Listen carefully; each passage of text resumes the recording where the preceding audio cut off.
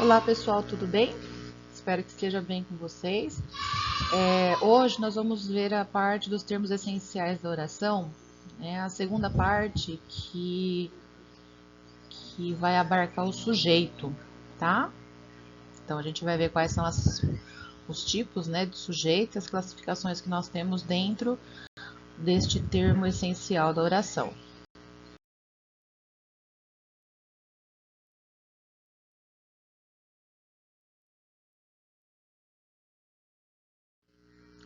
Então, o sujeito, né? Então, só retomando um pouquinho o conceito de sujeito que nós já vimos, né? Para encontrarmos o sujeito, geralmente fazemos a pergunta o que, né? Ou quem para o verbo, conforme, né? A gente já estudou, né? A gente já viu nas aulas anteriores. Então, Maria vendeu o carro para mim. Quem vendeu o carro para mim, né? Maria. Então, Maria é o nosso sujeito, tá? O sujeito é tudo aquilo menos o predicado, todos os acessórios, termos acessórios, né? Que acompanham o sujeito, nós vamos ver depois, fazem parte também do sujeito e não do seu núcleo, mas ele é integrante do sujeito. Então, o sujeito é sempre aquele quem pratica a ação, né? Que se esteja ele explícito ou não, né? Ou seja, uma oração sem sujeito, que também nós vamos ver o que é daqui a pouco, mas o sujeito, assim como o predicado, é um termo integrante da oração essencial, tá? Uma oração ela sempre tem que ter o sujeito e o predicado, esses dois elementos essenciais. Então, o sujeito e seus tipos, né? Então, o primeiro tipo de sujeito que a gente costuma explicitar é o simples, tá? Então, o sujeito simples, né? Por que simples? Porque ele é formado apenas por um núcleo, né? O que é este núcleo? É a palavra principal, tá? Quando eu falo um núcleo, eu não quero dizer que a palavra esteja no singular, pelo contrário, né? Então, por exemplo, no exemplo abaixo, as aulas voltaram. Aulas está no plural, só que eu só tenho uma palavra que integra este núcleo, né? Apesar dela estar no plural, aulas é uma palavra só, né? Então, o que voltaram? As aulas. Né? Então, apesar dela estar no plural, ela é o núcleo do sujeito, tá? Ela é a palavra mais importante, foi o que eu falei.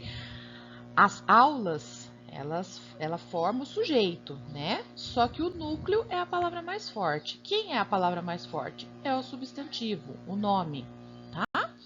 Então, aulas é a palavra mais importante, né?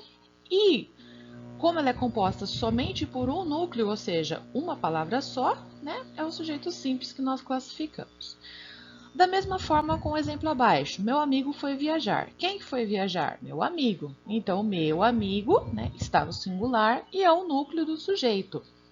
Por isso, ele é classificado como simples, tá? E assim como o as, né, que é o artigo na primeira oração, o meu também não vai entrar como núcleo, porque o meu é um pronome, né? Pronome possessivo, que na sintaxe vira adjunto adnominal, né?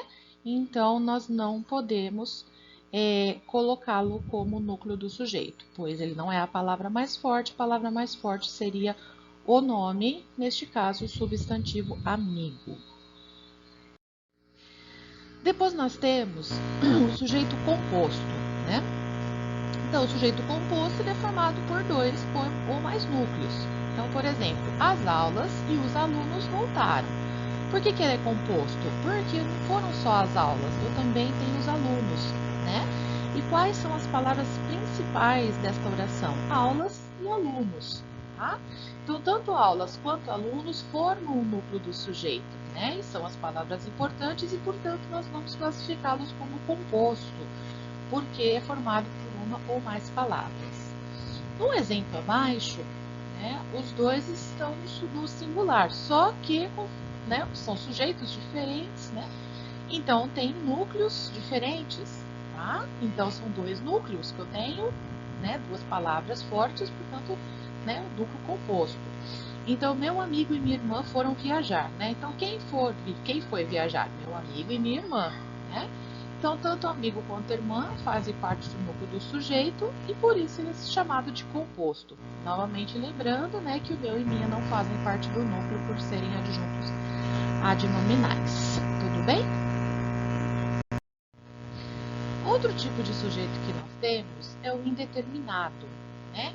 Quando que ele vai ser indeterminado? Quando nós não conhecemos ou não queremos expor a identidade de quem pratica a ação, tá? Geralmente são verbos que estão conjugados na terceira pessoa do plural, né? Ou do singular, tá? Então, por exemplo, pegaram minha caneta, né? Quem que pegou a minha caneta? Sabe-se que tem alguém que pegou a caneta, mas a identidade não é revelada. Ou seja, existe um sujeito, né? Mas ele está indeterminado. Por quê? Alguém praticou uma ação. Eu sei que alguém praticou, mas ele não está explícito, tá? E geralmente são verbos, como eu já disse, né, que se encontram na terceira pessoa do plural, a conjugação dele na oração, tá? Uma outra forma também de a gente encontrar sujeito indeterminado vai ser o uso da partícula, não partícula, né, mas do pronome se, tá? Lembra do pronome oblíquo? Me, mim, comigo, se, consigo. É esse se aqui que nós estamos falando, tá? Não é a partícula passivadora se. É diferente, tá? Então, sempre o verbo vai estar conjugado na terceira pessoa do singular e eu vou utilizar o se, tá? Precisa ser de professores. Quem precisa de professores? Alguém precisa. Eu não sei quem é, tá? Por isso que eu falei. O verbo, ele pode estar conjugado tanto na terceira pessoa do singular quanto na do plural, né? Para ele indicar essa indeterminação. Trabalha-se demais aqui. Quem trabalha?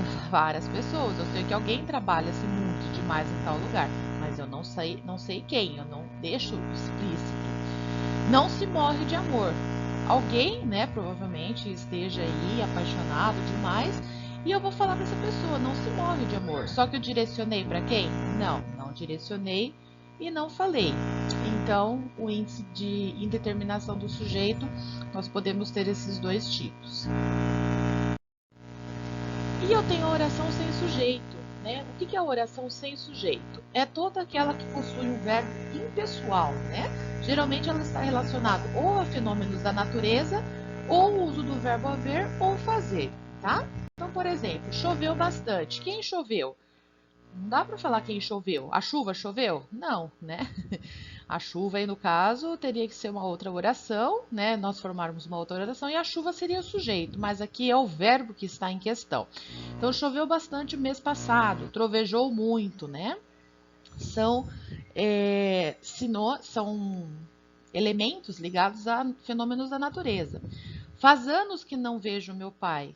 Então, o verbo fazer aqui, questão do tempo, né? Temporal, né? Nós utilizamos aqui em relação à questão de tempo. Houve uma pandemia em 1920, né? Então, de novo, o verbo haver aqui, né? Usado sempre no singular, com sentido de ter e existir, tá? Então, fazer e o haver também vai indicar oração sem sujeito, tá? Houve o quê? Uma pandemia em 1920. Então, aqui eu não tenho, né? Aqui eu não tenho o sujeito. Eu tenho um predicado, né? Mas eu não tenho o sujeito. Quem houve em 1920? Não existe. Houve, né? O que houve, né? Uma pandemia. Daí você tem, no caso, um objeto direto, mas não existe um sujeito. Tudo bem? E nós temos o sujeito oracional. O que é o sujeito oracional? É quando o sujeito ele é representado por uma oração, ele é uma oração, né? Então, um exemplo que nós temos. Parece que foram todos embora. O que parece? Que foram todos embora, né? Então, este que parece ser o predicado, ele não é o predicado, ele é o sujeito oracional. Porque qual a pergunta que você faz para o verbo parece? Né? Você não fala parece o quê? Você fala o que parece, né? Então, todos foram embora é um sujeito oracional porque ele é representado por uma oração, tá? Então, todos foram embora, né? Quem foram embora? Todos, né? Então, esse é o sujeito. O sujeito ele está embutido em uma oração. Ele está representado por uma oração, por isso que ele se chama sujeito oracional, né? O outro exemplo abaixo. É bom que você estude para a prova. O que é bom?